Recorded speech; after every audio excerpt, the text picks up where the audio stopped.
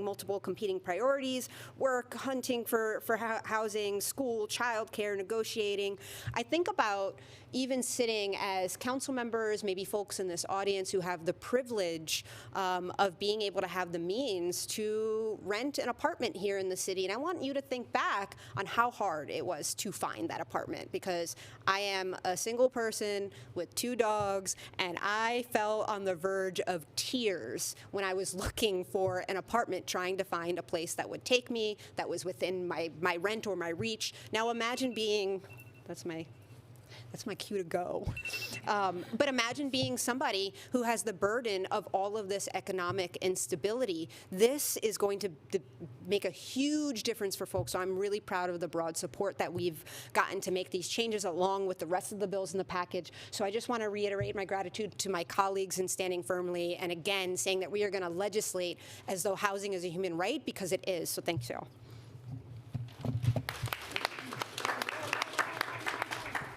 Thank you so much, and good luck out there. So now I want to bring up Deputy Speaker Diana Ayala, who is also, of course, our Chair of General Welfare. And troublemaker extraordinaire.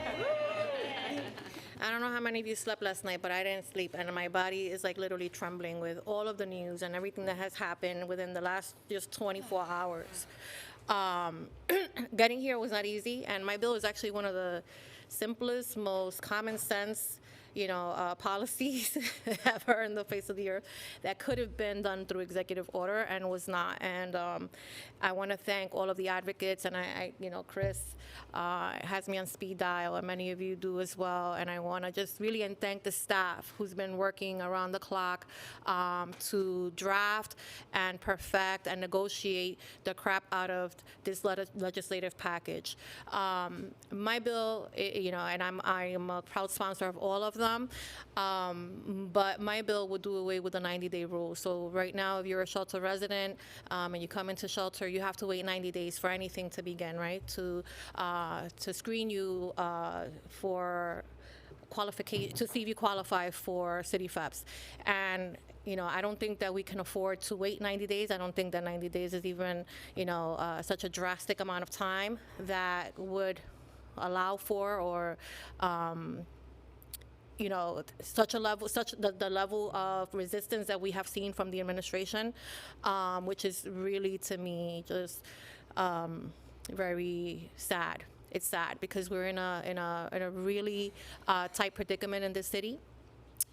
We have thousands of people that have no place to go. And I think that this bill will help alleviate us in trying to move that process along sooner. But I want to really thank my colleagues, because we have a bunch of kick-ass, members here who have all of, I love them. I love them so much because we've all, we've all been trying to kind of figure this out. And I was sitting in a hearing, and we were going through the city FEPS issue, and people are not getting paid, and FEP vouchers are not being processed. And I'm thinking to myself, how difficult could it be to actually come up with a comprehensive plan to address the housing crisis that we're in? We have 2 crises that are going on simultaneously. We have an asylum issue, which obviously requires a deeper level of attention right now, but we also already had a crisis. We have the highest number of people in shelter today than we've ever had, and we have done absolutely the minimal amount of work to get those families and those single persons out of shelter. We have families in there for up to 3 or 4 years. That is embarrassing. We have the tools that we need to start processing applications. There's no reason why we had to wait until this year for the Office of Income Discrimination to be adequately funded and staffed. These are things that we could have done last year. So now we're in reactionary mode, and this is the beginning of a long process to do the right thing. And so I'm very proud of my colleagues. Thank you all for being here. Thank you all for your support. This is not the end of it. Again, in order for these bills to work, there's a lot of work that has to happen. A lot of things have to we have to make sure that we are staffing right to counsel. We have to make sure again that the Office of Income Discrimination is also working accordingly. But again, thank you so much. I'm really proud to be here. And, again, Chris, I don't know what I would do without you. This woman is the genius, but thank you. Thank you so much, Deputy Speaker, and I want to shout out David Romero and Sarah Liss from the Legislative Division for all their work. So next up, I want to call up the Legal Aid Society, one of the the leading architects of this package of a lot of this legislation. Want to call you up. Hello.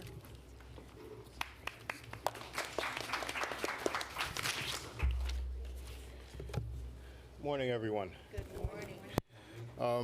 First, I want to thank the Speaker, Deputy Speaker Ayala, Councilmember Sanchez, and Councilmember Caban for recognizing the potential of City FEPS and for stepping up with solutions to address the homelessness and housing affordability crisis. When this council raised the City FEPS maximum rental amounts in 2021, it allowed many to access apartments that were previously out of reach, increasing voucher holders' ability to rent in areas of opportunity and avoid living in substandard housing. Nonetheless, many remain left behind. Currently, there are over 90,000 in shelter. It's mainly because their incomes are not keeping pace with rising housing costs and other expenses. Many languish in shelter because they don't have an eligible immigration status to get a voucher, or despite their income being low, it's not low enough to meet the eligibility limit. Those that are eligible for a voucher are initially restrained from starting their search, losing precious time. When they can finally start their search, they tend to face rejection from housing providers who engage in illegal source of income discrimination. When they find an apartment, they face various administrative hurdles that cause them to miss opportunities, or the apartment can be rejected because the rent is not considered reasonable. Then they are rent burdened by a utility allowance policy that does not reduce the tenant's share to reflect the cost of utilities or give them flexibility to rent an apartment at the maximum rent. In addition to those in shelter, many in the community can't access City FEPS despite being low income, rent burdened, and at risk of eviction. These New Yorkers should not have to lose their homes before they can access a voucher. So we're grateful to the council member for bringing forth these bills that will remove some of the barriers that prevent people from using City FEPS to leave shelter or remain in their homes and avoid shelter. We urge the full council to pass this bill. We urge the mayor to sign it. We're thankful for the council members. Much appreciated.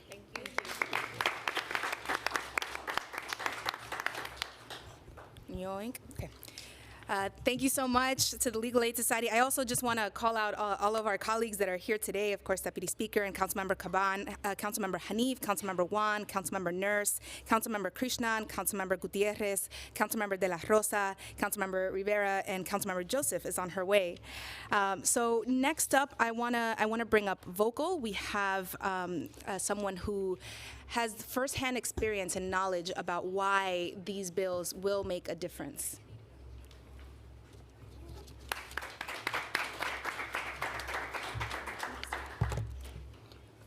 Good morning. My name is David Gaynor, and I'm a homeless union leader with Vocal New York. We are directly impacted community members who join the political fight to end HIV/AIDS, mass incarceration, the war on drugs, and homelessness. I myself was homeless for 13 years, and if it were not for the City FEPS voucher, I would probably not be able to stand on my own 2 feet in front of you today.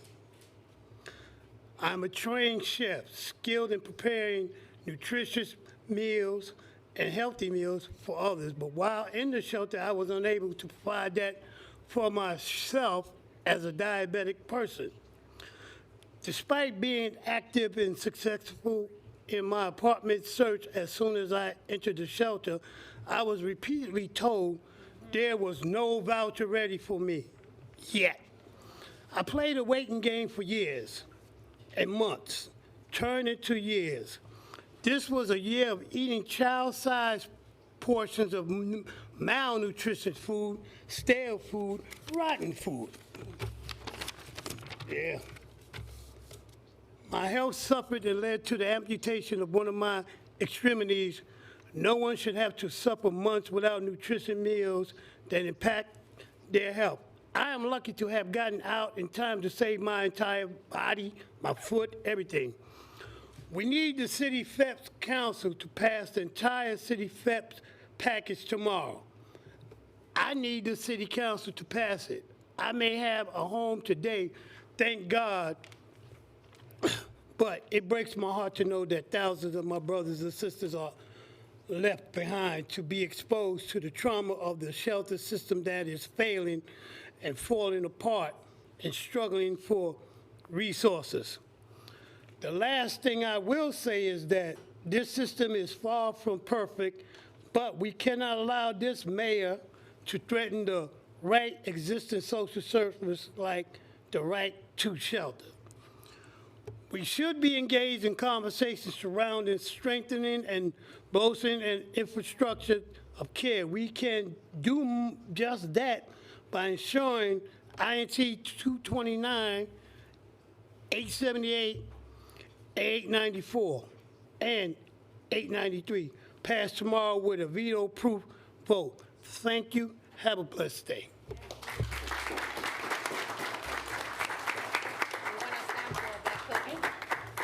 Thank you so much, and Deputy Speaker Ayala requires a sample of your cooking. We're just gonna be able to, prove that what you're saying is true. That's right, that's right.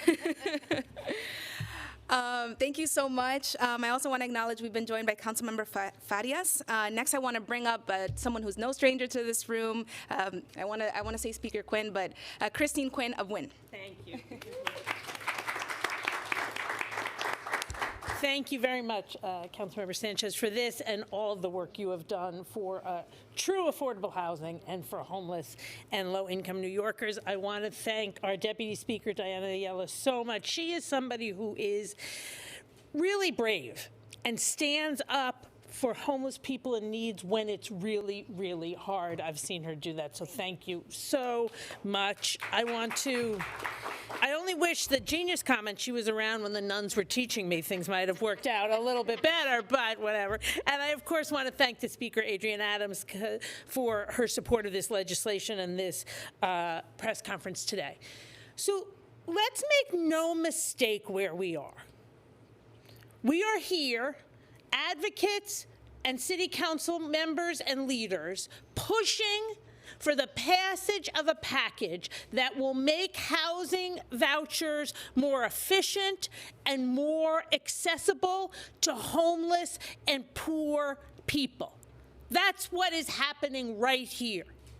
We're doing this at a time when we have a crisis of asylum seekers who have literally walked through rivers to get to the United States, and we are passing these in part to help those individuals, to get people out of shelter into permanent housing so beds will open up in shelters, not welfare hotels, for these brave individuals.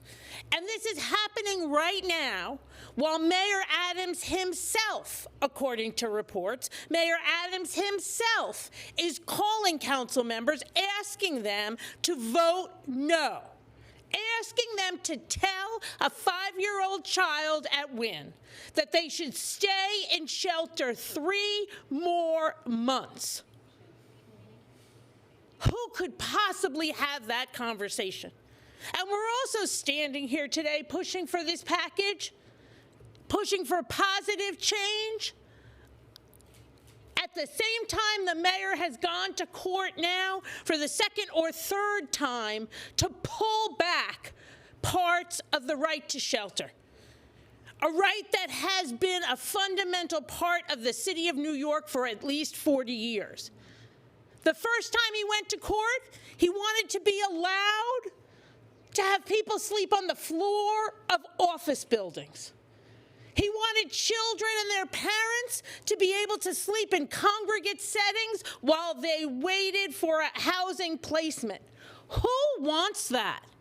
Who wants that to be the definition of New York City's hospitality and empathy? Nobody. And now we see the step for even further changes, And let's be clear, the changes yesterday were mostly about singles, but the ones against families, they will come, because once they come for one group of poor people, one group of people in need, they then come for the next. So I am so grateful to the City Council that we have this City Council that stands up for homeless people, that stands up for poor people, that recognizes that the 90-day rule costs the city anywhere from $10,000 to $17,000 per family, who recognize that it costs $72 a night to house a family of 4 with a housing voucher. It costs $188 a night to house a family of 4 in a Tier 2 shelter.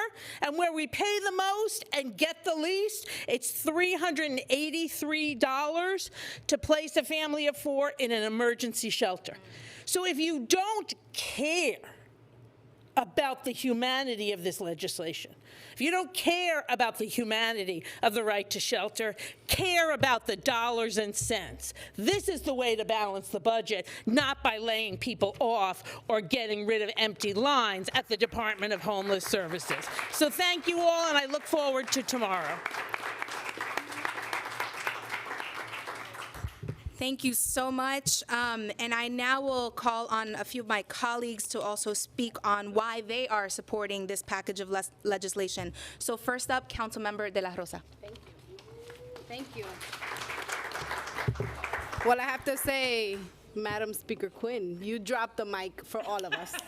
Thank you so much. I am so grateful to be part of this council, this woman-led council. We're grateful to Speaker Adams for her bravery and her leadership, Deputy Speaker Ayala, who I've seen literally beg at hearings for these solutions, and my sister Pierina Sanchez, who also is the architect of this package of legislation. I have to say that these are deliberate steps that are solutions to problems that we are seeing every single day in our communities. I represent Northern Manhattan, Washington Heights, Inwood, and Marble Hill.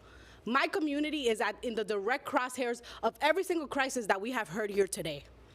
And what we know is that this council has taken the steps to not only listen and confer with experts who are working in the field, who are caring for these families, but we've also presented today a package of solutions in the face of being told oftentimes that we do nothing to help move this city forward. I'm proud to stand here with my co-vice chair of the Progressive Caucus in support of this strong piece of legislation, because we know that we have a responsibility to stand up for those voices that are most marginalized. 1 in 3 renters in New York City pays the majority of their income to rent.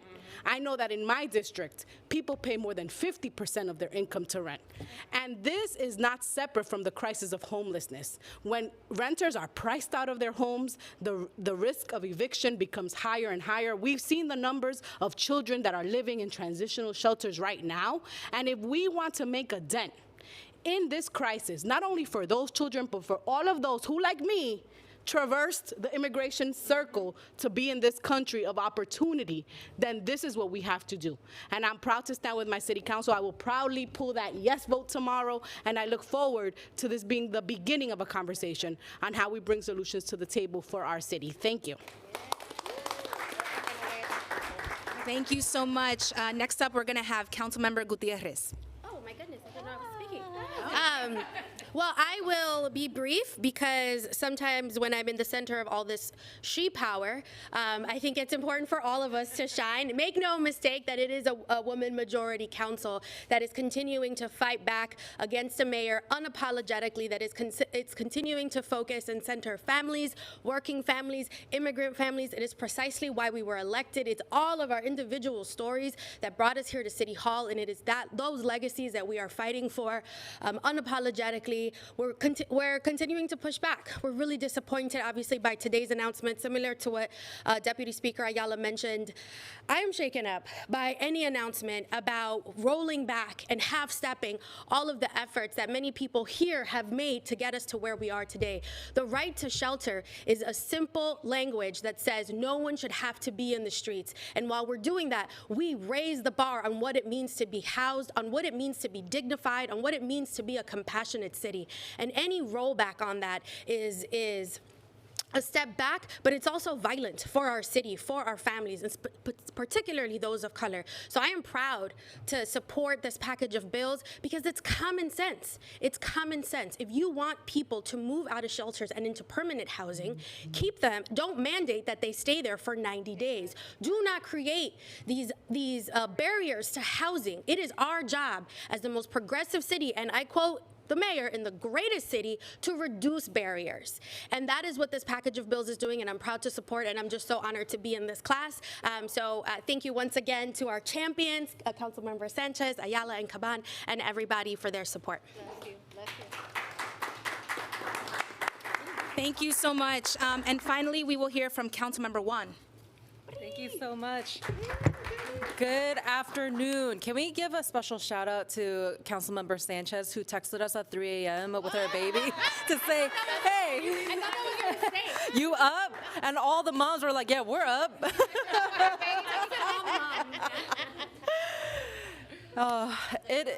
Yes. It is incredibly gut-wrenching to stand here today as an immigrant. While I was growing up in South Korea, when I heard of New York City, the imagery that I had in my head was of Ellis Island and Statue of Liberty, where all migrants and immigrants were welcomed into the city as a sanctuary city.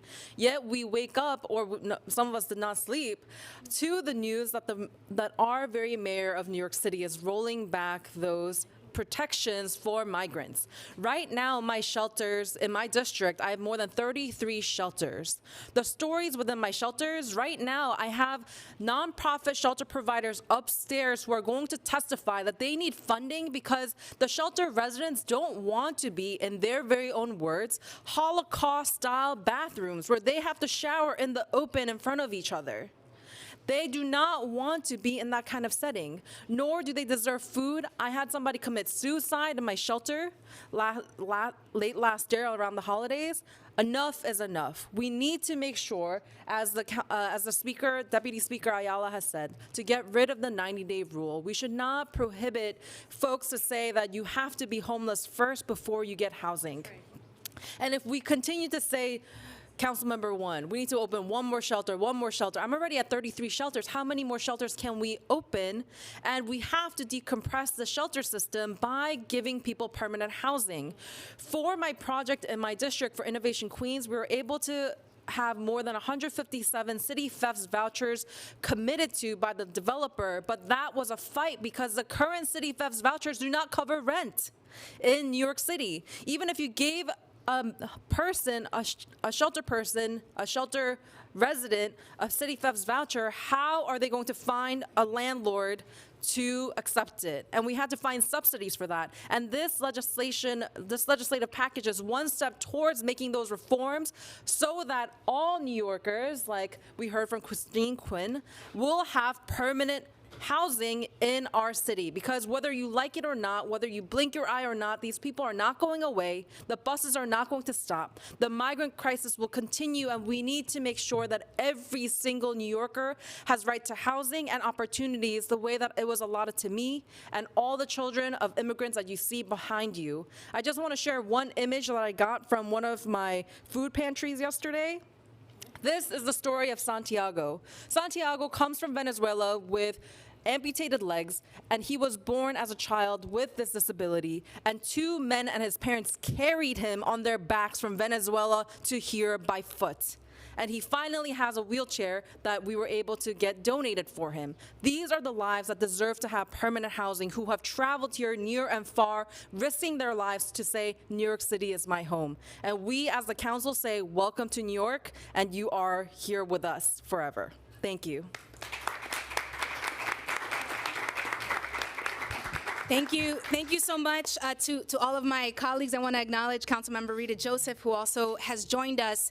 And I just want to close by just re-emphasizing how much this council is working to ensure that New York City remains a place of opportunity, that New York City is a sanctuary city, that New York City is a city for all New Yorkers, especially our most vulnerable, because that is the seed that is the future of our city, our state, and our country. And that is why several of us went to Albany yesterday. We met with a delegation of 30 legislators from Long Island all the way to Ithaca and beyond, and we were talking about how as a state we can come together. We can come together to support our migrants, to support this housing crisis that is affecting all of our municipalities, and we can make a dent, we can make a difference. So I want to thank everybody who's here today, especially Legal Aid Society, Vocal New York, Homeless Services United, Make the Road New York, WIN, and Community Service Society. Thank you so much for your work getting this package to the finish line, and to all of our colleagues. With that, we'll take a few questions and then we can wrap. Hi, Councilmember. I guess the main question is, I know that this is set for a vote tomorrow, but Mayor Adams and said he would not pass it into law. I mean, I know you have the majority to veto it, but I just want to talk about this council strategy to ensure that these bills actually do become law for New Yorkers.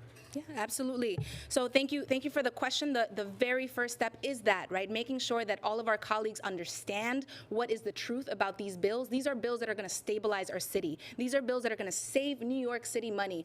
Christine Quinn mentioned some numbers about the daily cost. The monthly cost for a single family in shelter, according to the housing blueprint for the city of New York by the Mayor Adams administration, is close to $9,000 per month.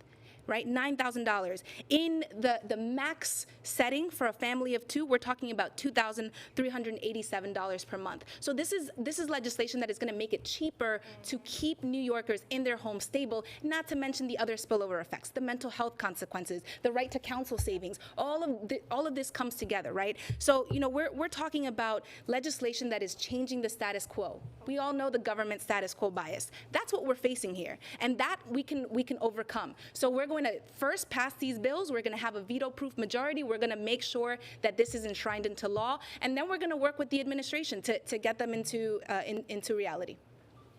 Henry, Councilmember Ayala, you mentioned that you were trembling, and you paused a moment at the beginning of your remarks. Can you just talk about why the mayor's two actions late yesterday, the right to shelter and speaking out against these housing policies, affected you so deeply? I mean, I don't think it's a secret. My family has been homeless, twice. I spent, time in a Tier 2 shelter when I was 5 years old as a result of a fire in my building that resulted from a domestic violence case.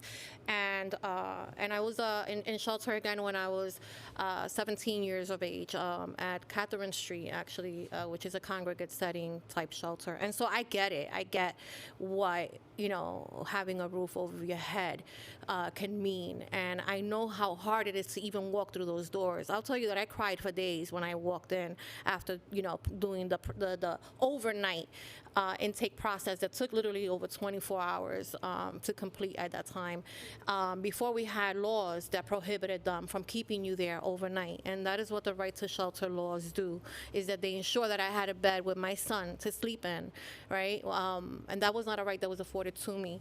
But because of the advocates in the room, it is something that we do today. I don't understand. I think that we're trying to be as forward-thinking, as collaborative as possible with the administration.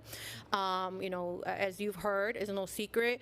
This body continues to get thrown under the bus, that we're not being helpful enough. I think that we're working, to the best of our ability to provide spaces and places where we can place families that are coming in at very rapid rates. We are very sympathetic and understand the challenges that the administration is going through, but it is not okay to speak out of both sides of our mouth and say, well, we don't want people sleeping in the park, but now we're going to deny the right to shelter to singles who primarily make up the population that is out there sleeping in the park.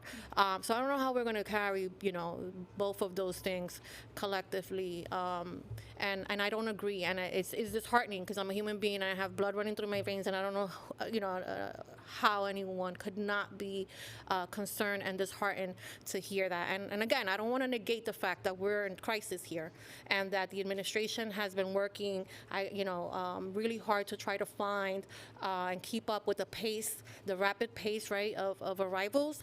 But instead of sitting with us, right, you have all of these advocates at the table. Like, there are a lot of smart people in this room. I'm sure that if we sat down together collectively, we could come up with solutions that better meet the needs of our New Yorkers in need. Thank you. A couple of you addressed the apparent contradiction of the mayor opposing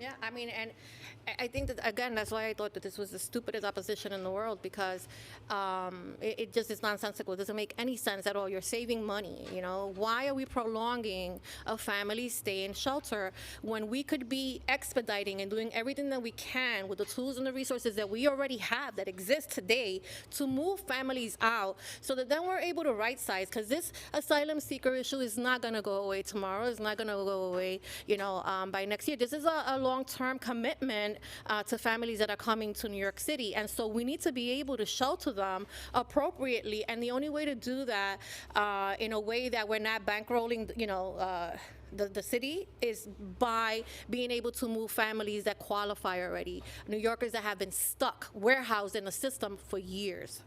Can I say something on that? Sure. So at WIN, we support all four pieces of legislation. We've probably done most work around the 90-day rule.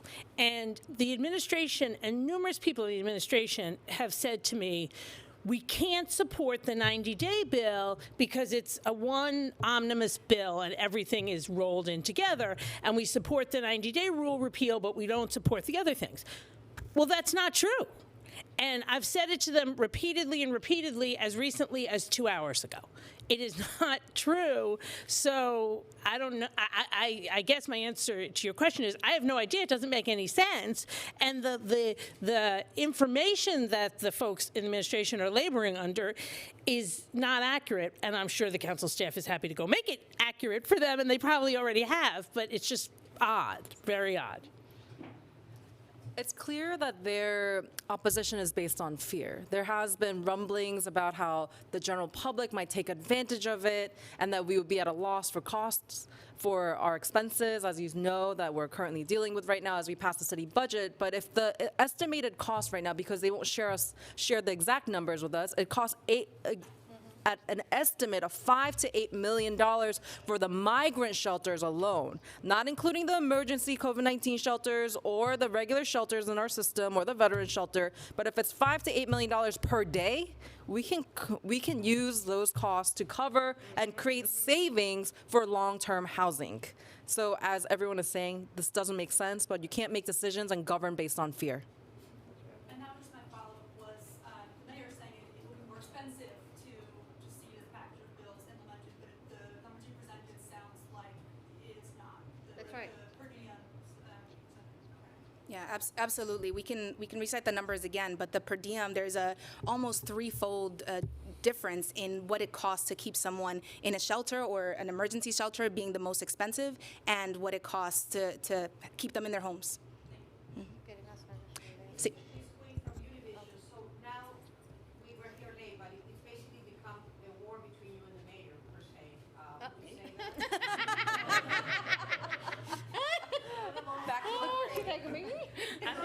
Welcome back. Yeah. Because you be the biggest provider Yeah. for the shelter system. So what's going to happen? Is this going to get passed or not? Well, look, I don't want to be at war with anybody. I'm such a docile, quiet. That never happened in my life. I am very, very grateful to this city council that they have made it clear today that this council is going to pass these 4 bills dealing with city vouchers. They've made it clear that if they have to override a veto, they will override a veto.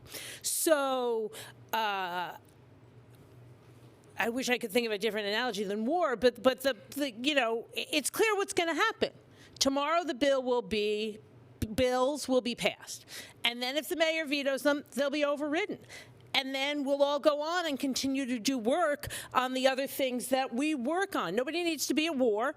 There is a strong opinion held by the majority of the city council and the majority of homeless and housing advocates. And then there's an opinion held by the mayor. And the one held by the council and the homeless and housing advocates is going to prevail. Can you clarify for people who are watching for immigrants, because we do see some discomfort about other immigrants who say we support them, we love them, we are immigrants, but how come they're getting everything? They're going to give them permits and we don't get anything. And now there's a misconception that the voucher system might go to them, the newcomers, rather than the people that have been waiting.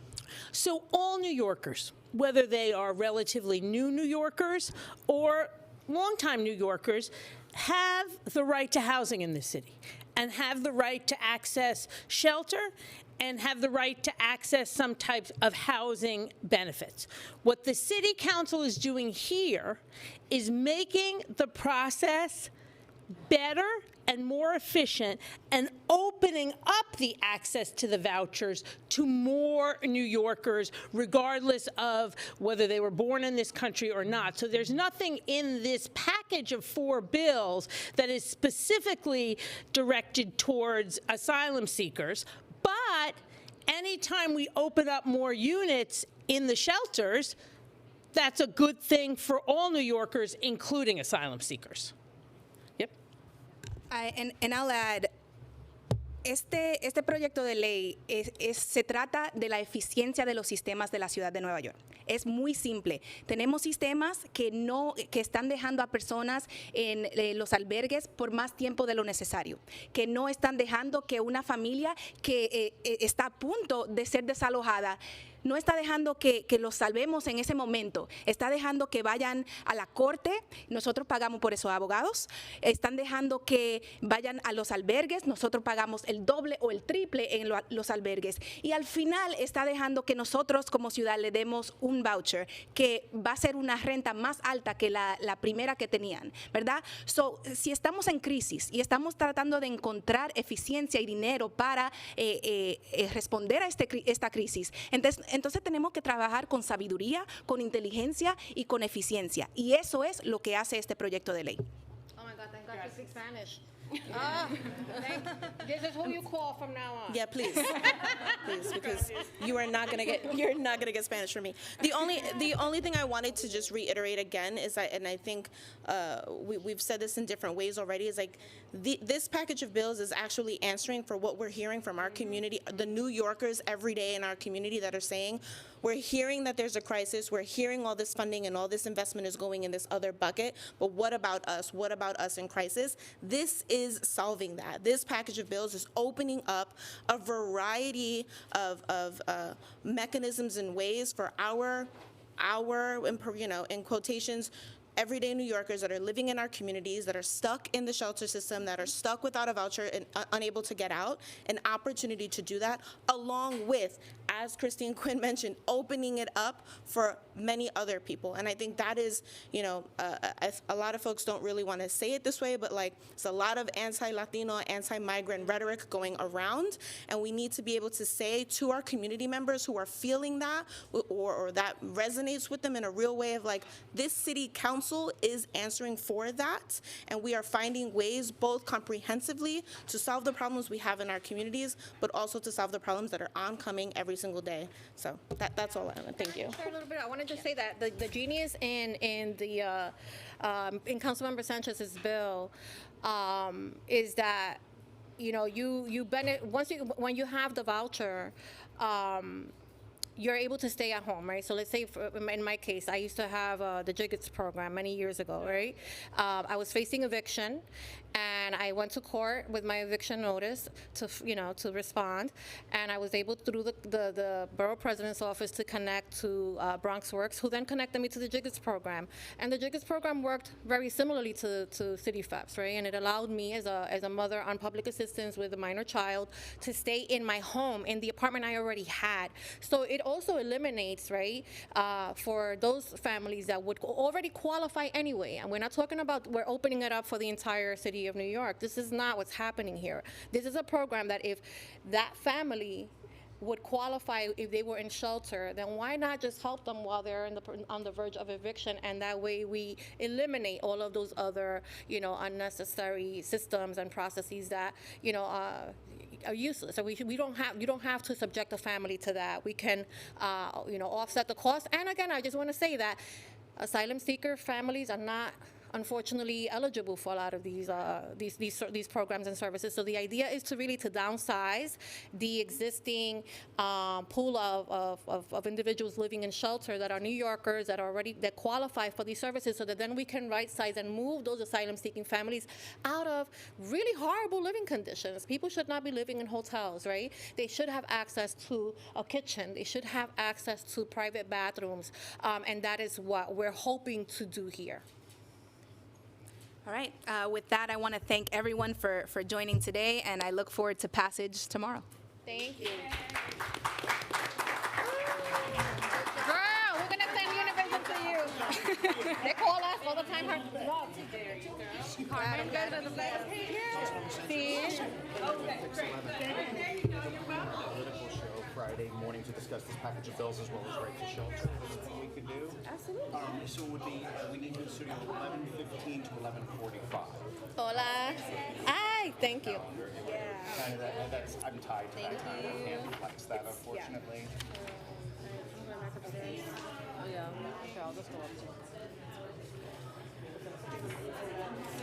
Oh my God, that lighting is so hot. Like, Right by Grand Central.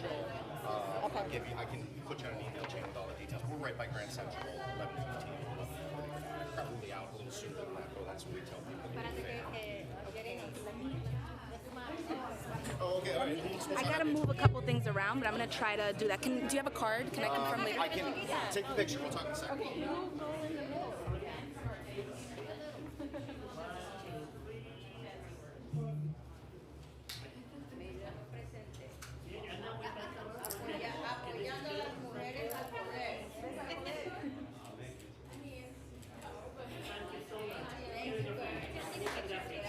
Okay.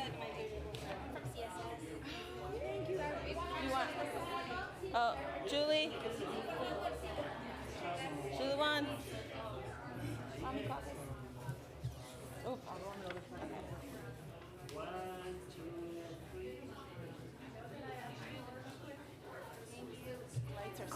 I know. They're burning. You need like hot.